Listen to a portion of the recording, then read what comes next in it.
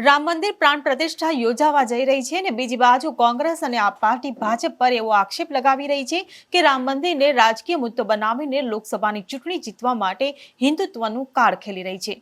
તેવામાં ધોરાજીના પૂર્વ ધારાસભ્ય કોંગ્રેસ નેતા લલિત વસોયાએ રામ મંદિર પ્રાણ પ્રતિષ્ઠાના બેનરો લગાવતા વિવાદમાં આવ્યા છે અને અનેક તર્ક વિતર્કો વહેતા થયા છે। શું છે સમગ્ર મામલો, વાત કરીશું આ વિડીયોમાં। નમસ્કાર, હું હિરલ પરમાર અને આપ જોઈ રહ્યા છો નિર્ભય ન્યૂઝ।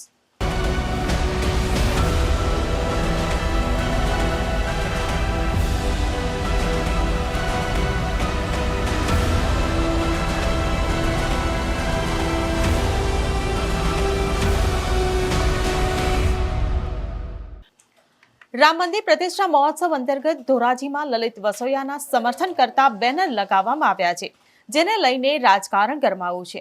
કોંગ્રેસનો જ આક્ષેપ છે કે ભાજપ રામ મંદિરને મત લેવા માટે હિન્દુત્વનો મુદ્દો બનાવી ઉપયોગ કરી રહી છે। તેવામાં કોંગ્રેસ નેતા લલિત વસોયાએ રામ મંદિરને સમર્થન કરતા બેનરો લગાવતા ચર્ચાનો વિષય બન્યો છે, જેને લઈને કોંગ્રેસ નેતા લલિત વસોયા જાણે ભાજપ સરકારને સમર્થન કરી રહ્યા હોય તેવા અનેક સવાલો ઉભા થયા છે, જેની પર લલિત વસોયાએ પ્રતિક્રિયા આપી છે, જેમાં તેમણે જણાવ્યું છે કે ભાજપ રામ મંદિરને હિન્દુનો મુદ્દો બનાવવા પ્રયાસ કરી રહી છે। આગામી લોકસભા 2024ની ચૂંટણી માટે ધર્મના નામે રાજનીતિ કરી રહી છે। આ સાથે જ તેમણે ભૂતકાળ પણ વાગોળ્યું છે કે રાજીવ ગાંધીએ કેવી રીતે આ રામ મંદિર માટે તાળા ખોલાવી પૂજા કરી હતી। એટલું જ નહીં, પરંતુ ભાજપ પર કરારો પ્રહાર પણ કર્યો છે કે ભાજપ રામ મંદિરના મુદ્દાને હાઈજેક કરી રહી છે। આ સાથે જ બનાવટી હિન્દુ બની હિન્દુઓને ગુમરાહ કરવાનો પણ આક્ષેપ કર્યો છે। વધુમાં આ બેનર લગાવવા પાછળ શું સ્પષ્ટતા કરી છે તે સાંભળો। એક સાચા હિન્દુ તરીકે આ દેશની અંદર ભગવાન રામના મંદિરની અંદર ભગવાનની પ્રાણ પ્રતિષ્ઠા થતી હોય ત્યારે હિન્દુ તરીકે હું પણ ગૌરવ અનુભવું છું અને મેં આ પોસ્ટરો લગાવ્યા છે। લલિતભાઈ, અગાઉ એવું કહી રહ્યા છે કે કોંગ્રેસે રામ મંદિર ને જે પ્રતિષ્ઠાનું હતું એ રોકાવા માટેનો પ્રયાસ કોંગ્રેસે કર્યો હતો ભૂતકાળની અંદર। રામ મંદિરનો મુદ્દો એ રાજકીય મુદ્દો નથી, પરંતુ ભારતીય જનતા પાર્ટી આ દેશની અંદર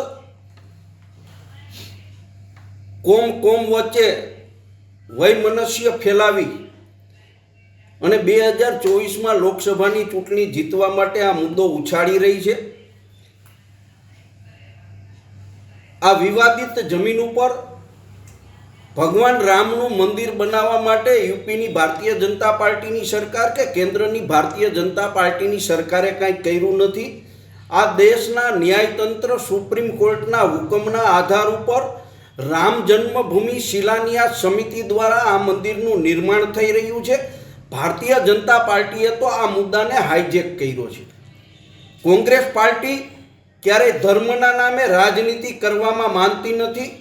ભૂતકાળની અંદર ગુજરાત પ્રદેશ કોંગ્રેસના પ્રમુખ તરીકે સરદાર વલ્લભભાઈ પટેલે સોમનાથની અંદર ભગવાન શિવના મંદિરના નિર્માણ માટેનો સંકલ્પ કર્યો હતો। અમને એને એ મંદિરનું નિર્માણ પણ કર્યું, પરંતુ કોંગ્રેસ પાર્ટીએ ક્યારેય સોમનાથ મંદિરના નામે મતો માંગ્યા નથી।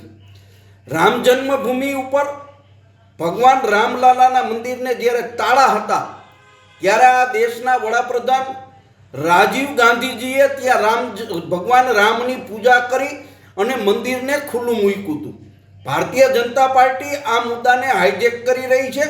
એક સાચા હિન્દુ તરીકે અત્યારે ગુજરાતની અંદર અને આ દેશની અંદર બનાવટીની બોલબાલા છે। બનાવટી ટોલ નાકું પકડાય, બનાવટી સરકારી ઓફિસ પકડાય, બનાવટી સીએમઓ પીએમઓના અધિકારીઓ પકડાય, એવી રીતે બનાવટી હિન્દુઓ બની અને હિન્દુઓને ગુમરાહ કરવાનું કામ કરી રહ્યા છે। ત્યારે સાચા હિન્દુ તરીકે ભગવાન રામની પ્રાણ પ્રતિષ્ઠા મહોત્સવને આવકારતા બેનરો મેં લગાવ્યા છે। લલિતભાઈ, શું કહેશો? એક તમે કહી રહ્યા છો કે કોંગ્રેસ ક્યારે રાજકીય મુદ્દે મત માંગતી, આ ધર્મના નામે મત માંગતી નથી, તો ભાજપ શું આ મુદ્દે મત માંગશે આવનાર લોકસભામાં? 100% આ મુદ્દો સમગ્ર દેશના હિન્દુઓને સ્પર્શતો મુદ્દો છે। ભારતીય જનતા પાર્ટી પોતે આ મંદિરનું નિર્માણ કરતી હોય એવું વાતાવરણ ઊભું કરી અને ધર્મના નામે 2024ની લોકસભાની ચૂંટણી જીતવા માટે પ્રચાર પ્રસાર કરી રહી હોય એવો સ્પષ્ટપણે મારો આક્ષેપ છે. લલિતભાઈ, ભૂતકાળમાં પણ તમે 370ની કલમ હટાવવા મુદ્દે સરકારનું સમર્થન જાહેર કર્યું છે. 370ની કલમ મુદ્દે પણ મેં જે તે વખતે સોશિયલ મીડિયાની અંદર પોસ્ટ મૂકી હતી. એ પોસ્ટ આજની તારીખમાં પણ બધાએ જોઈ લેવાની છૂટ છે. એમાં જે આર્ટિકલ આવે છે એ તમામ આર્ટિકલનો ઉલ્લેખ કરીને મેં કહ્યું હતું કે કેન્દ્ર સરકાર જો આ તમામ આર્ટિકલોનો અંગે નિર્ણય કરી શકતી હોય તો 370ની કલમ હટાવી દેશ માટે ફાયદાકારક છે. મેં સરકારનો ભૂતકાળમાં પણ ક્યારેય સમર્થન નથી કર્યું અને આજે પણ સમર્થન નથી કર્યું. ભારતીય જનતા પાર્ટી આ મુદ્દાને રાજકીય મુદ્દો બનાવવા માટેનો પ્રયત્ન કરી રહી છે, પણ આ દેશના હિન્દુઓ સજાગ છે અને સમજી વિચારી અને પોતાના ભવિષ્યનો નિર્ણય કરીને મતદાન કરશે.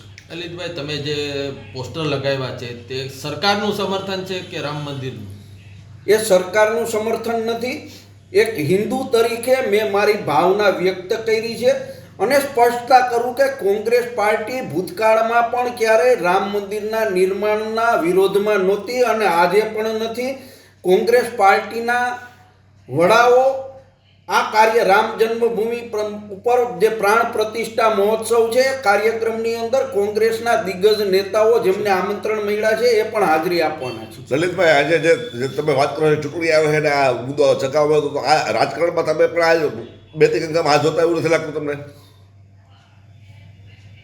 આ મુદ્દે બહુ સ્પષ્ટતા સાથે કહું કે ભૂતકાળની અંદર પણ ક્યારેય કોંગ્રેસ પાર્ટીએ ધર્મના નામે મતો માંગ્યા નથી અને આ મુદ્દા ઉપર મારી વાત તો ઠીક છે, પરંતુ કોંગ્રેસ પાર્ટી એની જે વિચારધારા છે એ વિચારધારાના આધાર ઉપર ક્યારેય ધર્મના નામે આ દેશની અંદર રાજનીતિ કરવામાં માનતી નથી. ત્યારે આ ઘટનાને લઈને તમારું શું માનવું છે તેમને કમેન્ટ બોક્સમાં લખીને ચોક્કસથી જણાવશો. અને જો વિડીયો પસંદ આવ્યો હોય તો વિડીયોને લાઇક, શેર અને અમારી ચેનલ નિર્ભય ન્યૂઝને સબસ્ક્રાઇબ કરવાનું ભૂલશો નહીં. આભાર.